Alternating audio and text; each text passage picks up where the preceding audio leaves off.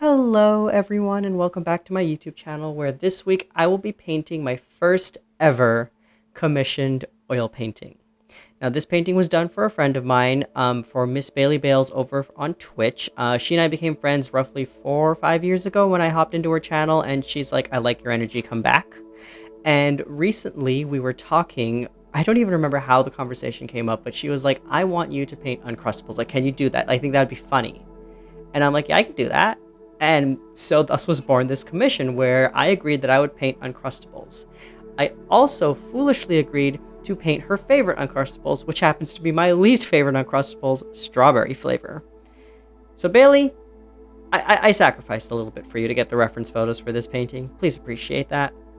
But I decided to go ahead and I decided to take a few photos of an Uncrustable, or actually two Uncrustables, and give them a nice little painting, which I will be painting in this video. Now, this painting was done over 6 months ago. Bailey specifically did not want any trace of this painting on the internet for 6 months until she saw it in person, which we will actually be seeing her reaction to getting this painting at the end of this video. But with this one, it was actually a relatively simple oil study of a still life of food. The complex thing is, although I've painted on gesso board ever since this painting, this was actually my first real big painting on gesso board. I had never done paintings on gesso board before. I usually paint on stretched canvas or stretched linen, and this was a little bit of a challenge for me, and I wanted to go outside of my normal comfort zone because I've heard from the oil painting community that gesso board is such a great painting medium, and I decided to give it a try.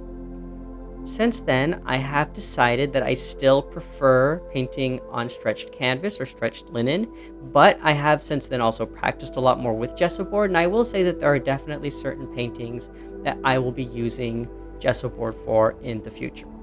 Now, with this particular painting, when I was doing this painting, I was going through a phase where I was practicing a lot with grisaille and doing grisaille base coat paintings underneath the full color renditions to learn and study values.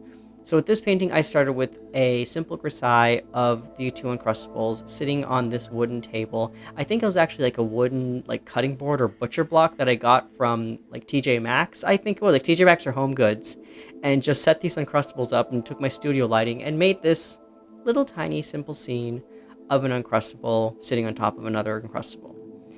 Now, I gotta say, and you'll see why, I was really proud of the jam in this painting. I was proud of the jam here in the grayscale pass when we can kind of see how it has this oozing quality to it, and it was really fun to kind of work with oozing jelly. And when we get to color, you'll see just how much I loved how the color of this jam came out. And I was really happy about that because I've been wanting to get into more fantasy painting, and not for nothing, it was really kind of neat to practice oozing jelly, considering that I might at some point in the future paint some oozing jello slimes or something that involves having a sort of jam-like quality. So now comes the color. And of course I started with the jam. I wanted to start with the jam. And this was one of those paintings where I looked at it and I was just like, I did really well with that particular layer of jam. I was so proud how it has this certain translucent quality that you can almost kind of feel like it's a see-through layer of jam that has this shininess to it, especially with those white highlights and this depth to it that is going back into the sandwich, and you're getting that sort of shadowy appearance to it. And I was so proud of jam. I know this seems like a really silly topic to just be proud of jam, but a lot of the times when we do these oil paintings, especially when we're studying something or drawing something new, it's really these simple techniques that are really hard to come through. And I was super proud for once in my life to be able to paint something which seems as simple as jam, but actually rather complicated because it's a translucent material. So after the jam, of course, I then had to move on to the rest of the Uncrustable. And then I had my second challenge, which was painting bread. And I must have watched so many tutorials on how to paint bread, and looking back at this painting now, recording this voiceover nearly 7 or 8 months afterwards, I can see so much that I would change in how I would paint this if I approached it today. And I think that's a good thing. I think it's really good that I can look back and kind of make those changes. But I also think it's really interesting to see how I took from those tutorials back then and how I would make changes now. I will say I think the one big critique I would give myself on this painting is that that bread doesn't quite look as soft and pillowy. It feels a little bit more like rigid, like it's almost a frozen sandwich, which, while yes, Uncrustables are frozen, I still wanted to have that soft, pillowy texture that we associate with an Uncrustable. Now, really quickly to interject for people who may not be living in the United States, an Uncrustable is a kind of sandwich that is sold in the United States. It is a frozen sandwich that is then something you would keep in the freezer and let thaw for 1 or 2 hours, or for those of us who don't want to wait for it to thaw, despite this not being on the instructions, microwave it, and then eat, and it's a ready-to-go PB&J sandwich. You find them often at grocery stores, you can find them at Target, at our big box stores, and they're a quick and easy lunch if you want to have a quick and easy lunch, or throw something in your kids' school lunch.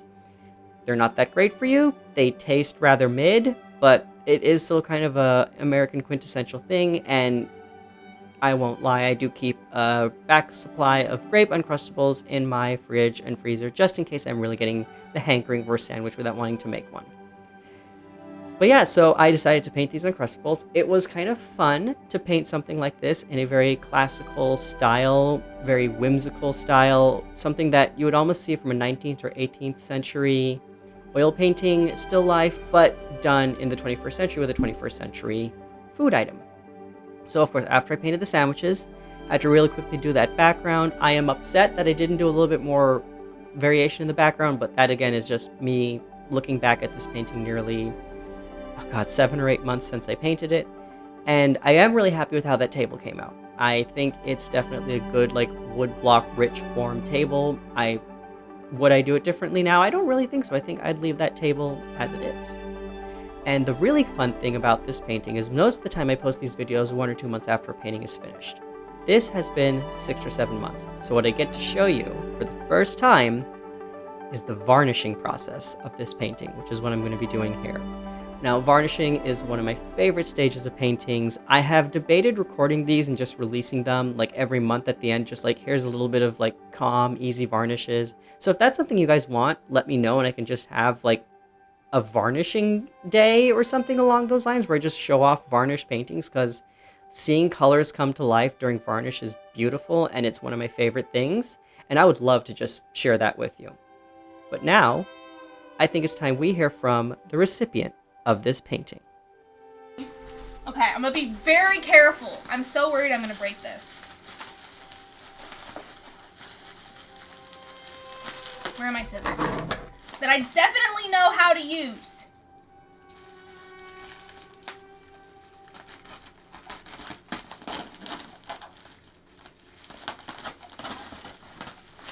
Okay. I know. I'm secretly gonna pop all this bubble wrap later.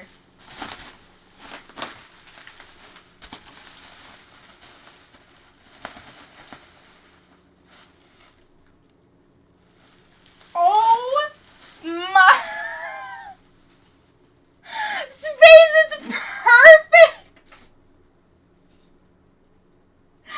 It's so good. Oh my gosh! Can you guys see that?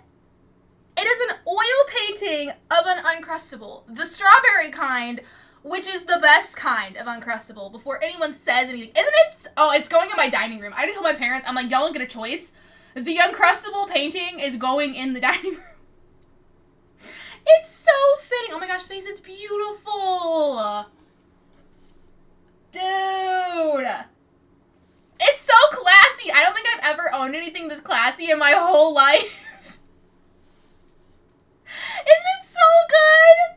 Oh my gosh.